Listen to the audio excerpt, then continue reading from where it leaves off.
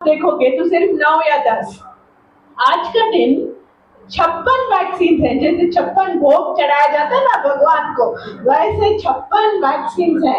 And ये 56 vaccine अगर आप हिसाब लगाओ तो यहाँ पे मैं एक किताब लाई हूँ जिससे आपको पता चलेगा कि स्टार्टिंग से लेकर अगर 6 इयर्स ऑफ लाइफ तक हम कैलकुलेट करेंगे कि हम कितनी वैक्सीन बच्चों में देते हैं, तो उसमें ना आपको यहाँ पे पूरा डाला गया है कि आपको ना 17,500 माइक्रोग्राम ऑफ इंसेक्टिसाइड अंदर गया है।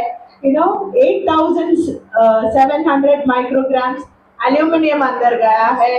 एल्यूमिनियम न्यूरोटॉक्सिन है, ब्रेन को डैमेज करता है। इसलिए आज का दिन ना बहुत सारे आप देखेंगे कि एडीएचडी के बच्चे, ऑटिज्म के बच्चे, लर्निंग डिसेबिलिटीज के बच्चे जो जल्दी वो टाइम पे चलते नहीं, बात नहीं करते, उनकी इंटेलिजेंस भी बहुत मंद बुद्धि होती है। तो ये सब न्यूरोलॉजिकल प्रॉब्लम्स आजकल आप बहुत देख रहे हैं। एंड ऑटिज्म जो 2020 में 1 in 36 था, माने हर 36 बच्चों में एक होता था। एंड आज का दिन 2025 है ना, 5 साल में क्या हुआ, हर 31 बच्चों में एक हो गया। इतना जल्दी जल्दी उसका अभी थोड़े दिन में आप देखोगे और एक 10 साल में हर 10 बच्चे में एक बच्चे को ऑटिज्म होगा। तो आप कैसे संभालोगे?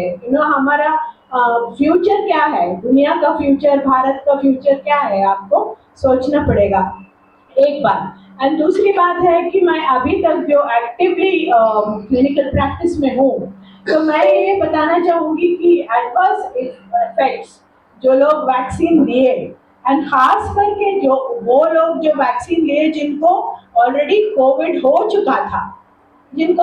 हो चुका था, उनमें एंटीबॉडीज तो पैदा हो गए, बिकॉज कोविड वायरस के अंदर घुस के आपको एंटीबॉडीज प्रोड्यूस किया।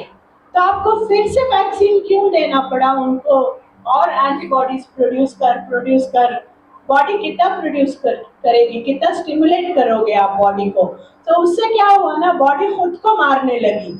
ऑटो इम्यून डिजीजेस इतने बढ़ गए, आप पूछो मत कि हम पहले जितना देखते थे हॉस्पिटल्स में, आज वैसा नहीं है। हर हर फैमिली में बीमारी, हर फैमिली में कैंसर, हर फैमिली में हार्ट अटैक्स, हर जगह सडन डेथ्स, ये सब आपको ज्यादा देखने को मिल रहा है। और थोड़े बहुत बुजुर्ग हो गए ना, 60 साल के, पार्किंसंस है, अल्जाइमर्स है, इंटेंशनल ट्रेमर्स है, कुछ पकड़ने जाते हैं तो हाथ पैर सब उनके हिलते हैं, नींद नहीं आती है, याददाश्त खो चुके हैं, ये सब चीज आप देख सकते हो। एंड हार्ट में अगर देखो ना, तो हार्ट का रेट में बहुत फर्क होता है, कार्डियक एरिथमियास होते हैं। यार परसों एक पेशेंट आया था, कुछ प्रॉब्लम नहीं, बीपी बराबर है, सैचुरेशन बराबर है, हेल्थ बराबर है, पर हार्ट ना 72 के बजाय 41 टाइम्स ही मार रहा है 1 मिनट में।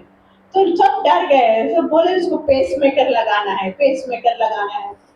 पर क्या करोगे, पेसमेकर लगाओगे या आर्टिफिशियली सबका हार्ट रेट बढ़ाते जाओगे क्या?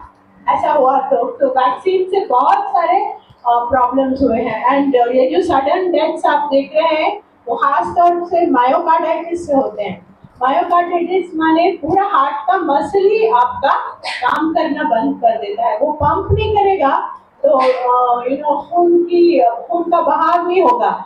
एंड उसको आप ना ठीक भी नहीं कर सकते और टाइम भी नहीं देता है वो, बिल्कुल जैसे कि हॉस्पिटल पहुंचते पहुंचते ही लोग अपना प्राण खो जाते हैं। बहुत सारे लोगों का आज आप इजेक्शन फ्रैक्शन भी अगर नेचुरली कराओ, इको कार्डियोग्राम जब कराते हो तो इजेक्शन फ्रैक्शन पता चलता है। नॉर्मल लाइफ में 60 to 65% होना चाहिए, पर अभी 50 साल के लोगों में 42। क्यों ऐसा हो रहा है? बिकॉज आपका हार्ट पार्शियली डैमेज हुआ है, मायोकार्डाइटिस पार्शियली आपको अफेक्ट किया है। एंड आपका पंपिंग कैपेसिटी जो है वो काफी बहुत कम हो चुका है। एंड कैंसर्स तो आप पूछो ही मत। मैं झूठ नहीं बोलूंगी, अगर रोज एक हमारी क्लिनिक में एक नया कैंसर पेशेंट आ रहा है तो वो भी बढ़ा चढ़ा के बात नहीं होगी। कभी कभार 2 भी 3 भी आ जाते एक दिन में। तो इतने कैंसर्स एंड छोटे लोगों में एकदम से पूरा देह फैल चुका होता है। माने पहले एक जगह एक गांठ जैसा बढ़ता था, वो थोड़ा बड़ा होता था, फिर उसको डाउट होता था कि शायद ये गांठ मेरा कैंसर होगा, वो जाके चेक कराती थी, फिर पता चलता था कि हाँ है, बायोप्सी होती थी। आजकल ऐसा नहीं है, अगर आएगा तो जिस जगह वो फूटा है उसको छोड़ के हर जगह उसका स्प्रेड भी हुआ रहता है। लेकिन अगर समझो कि गर्भ के चीले में थैली में हुआ है, तब उसके साथ है ना पूरा लिवर में, लंग्स में, बोन्स में सब जगह स्प्रेड होके आ जाता है।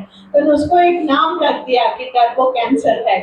टर्बो टर्बो माने एकदम जोर से जो मशीन चलती है उसको बोलते हैं टर्बो।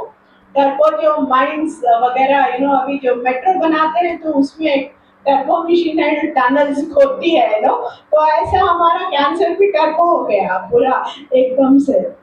एंड और क्या बोलना चाहूंगी मैं, बच्चों में है ना हाँ, और एक चीज, ये फिजियोलॉजिकल प्रॉब्लम्स जो होती है ना, जो हमने लॉकडाउन किए, जॉब्स निकाले, एंड बहुत सारे किए, तो आजकल आप देखो ना बहुत लोगों में टॉलरेंस निकल चुका है पूरा।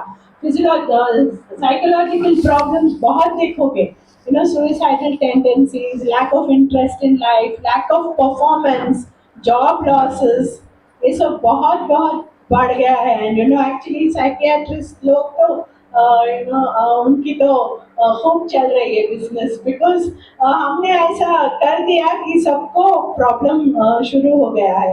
एंड ये सब हमको देखते देखते बहुत सोचना पड़ेगा कि आगे जाके अगर कोई ऐसी बीमारी सडनली जब लाएंगे तो जैसे आप एक बात समझ लो कि हर टीवी एंकर एक ही बात एक ही सीक्वेंस में अगर दोहरा दोहरा दोहरा के बोल रही है तो आपको ना टोपी डाला जा रहा है। तो you have to understand this, you know आगे आगे कभी ऐसा हुआ तो मानिएगा मत, पूछिएगा, 10 प्रश्न कीजिएगा कि इसको मैं क्यों लेना है। इन्फॉर्म्ड कंसेंट चाहिए आपको। ऐसे नहीं कि बच्चों को ना पकड़ के, स्कूल काहे को होते हैं, पढ़ाने के लिए ना। स्कूल हेल्थ का क्यों अभी ठेका ले बैठी है, बच्चों को पकड़ पकड़ के क्यों वैक्सीन लगा रही है, and वो भी माँ बाप के परमिशन के बगैर। कल को कुछ हुआ आपके बच्चों को तो स्कूल जिम्मेदारी लेगी क्या? आप लोगों को बहुत प्रश्न करना है, ऐसे कॉन्फ्रेंसेस में आना है, आगे जाने के बाद दूसरे लोगों को बोलना है, एंड प्रश्न कीजिएगा आगे, बैठे बिठाए कुछ चीज ऐसे ही नहीं निकलना। ये गुलाब जामुन थोड़ी है, अपनी जान भी जा सकती है। तो you have to better be careful, and आप बहुत प्रश्न कीजिएगा, चुप मत बैठना, एंड गवर्नमेंट से भी पूछिएगा कि काहे को ऐसा हो रहा है ना, तो आपको समझ में आएगा कि इन सब चीजों के पीछे कुछ चल रहा है, बिजनेस माफिया, जो भी एजेंडा है। आपको बात करोगे, प्रश्न करोगे तो सब बाहर आएगा। Thank you.